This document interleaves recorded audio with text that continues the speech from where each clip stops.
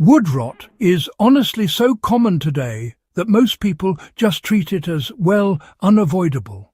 Decks fail, fence posts crumble, beams soften from the inside out despite, chemical treatments and modern sealants. Yet Viking ships remarkably survived salt water, freezing spray and constant wetting for decades at sea, and many of their buildings endured for centuries on land. This contrast, I must say, is not accidental. Vikings used a fix so effective that it made softwood behave like a different material entirely. It wasn't a product and it wasn't a shortcut. It was a system. And unless you use it, wood rot is only a matter of time. The Viking fix began with a rule modern builders, frankly, tend to ignore. Vikings did not try to keep wood dry forever. They knew that was impossible. Instead, they focused on making sure wood never stayed wet long enough to rot. This single principle governed their entire building philosophy. Modern construction relies on sealing and trapping. Vikings relied on movement, breathability, and renewal. Rot fungi require three things: moisture, oxygen, and food. Now, the Vikings couldn't really remove oxygen, and they fully expected moisture to be present. So instead, they removed the food and managed how water moved through the wood. That, in essence, is the core of the lost fix. Tree choice and cutting season, you see, removed rot before it even began. The Vikings selected slow-grown trees from, rather harsh environments. These trees ended up with tight growth rings and high resin content, both of which are naturally hostile to decay. More importantly, trees were cut during winter dormancy.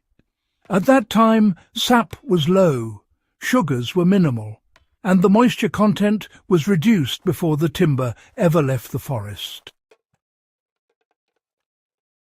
This mattered more than any later treatment. Wood low in sugars starves fungi from the start. Modern forestry cuts year-round for speed, not durability. If you cut your own wood or source logs locally, harvesting during the cold or dry season immediately increases lifespan, with no added cost. Water soaking was, a deliberate chemical reset. Logs were submerged in rivers, tidal zones, or coastal waters for months. This was not neglect. It was chemistry. Cold water leached out sugars and starches while leaving the structural fibers intact. Microbial activity was slowed, and decay fuel was flushed away. This is why ancient dock pilings and ship timbers often survive for centuries when kept wet. For modern use, soaking posts or beams before drying can dramatically extend their life, especially where ground contact is unavoidable.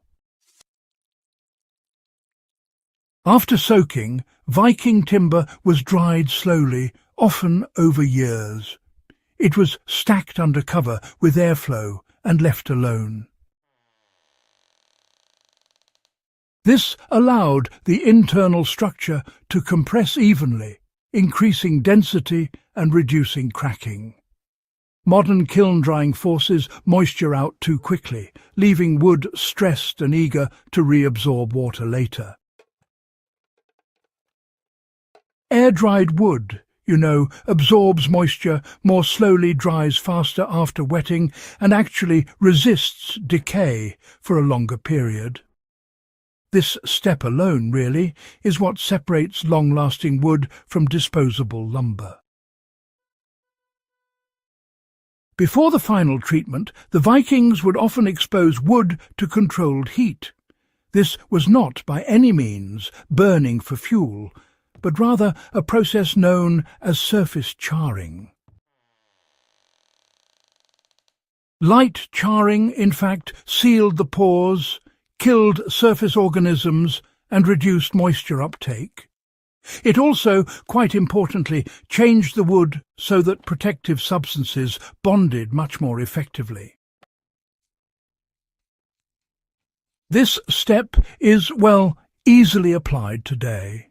You just lightly char exterior surfaces with a torch or fire, brush away any loose carbon, and then move immediately to treatment. The goal here is surface transformation, not, causing any structural damage. The most famous Viking material, pine tar, is also, honestly, the most misunderstood. Vikings did not simply paint it on cold as a finish. They actually heated pine tar until it flowed easily, and then applied it to warm wood. This, in turn, allowed it to penetrate deeply into the fibres, rather than just forming a brittle surface layer. Tar repelled water, discouraged insects, and remained flexible through freezing temperatures. Most importantly, it did not trap moisture. Repeated applications over time pushed protection deeper, slowly transforming the wood itself. To use this today, warm the tar gently, warm the wood if possible, apply generously, and allow it to soak in fully. Repeat over time, rather than expecting instant permanence. Viking builders, they assumed that joints would inevitably get wet, so they actually designed them to tighten up when moisture entered.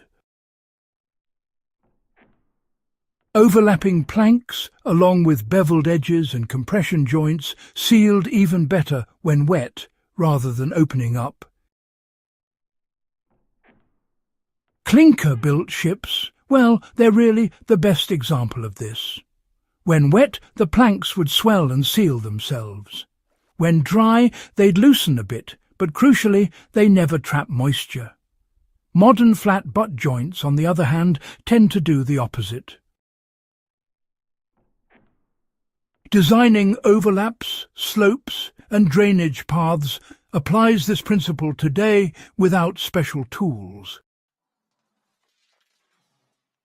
The Viking fix was never meant to be permanent. Ships were re-tarred, roofs were inspected.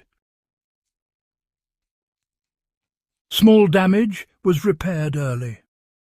This mindset prevented rot from gaining a foothold.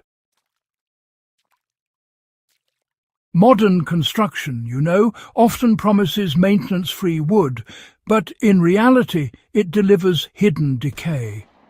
The Vikings, on the other hand, accepted maintenance and, well, they achieved longevity. This lost Viking fix, honestly, offers durability without any industrial dependency. It works with local materials, simple tools, and, of course, a bit of patience. For survivalists, homesteaders, and serious students of history, it provides a proven system rather than just another product. If this breakdown has changed how you understand wood rot and durability, please consider supporting In the Beginning by subscribing, sharing this with fellow history enthusiasts, and, well, helping to keep serious historical knowledge alive for future generations.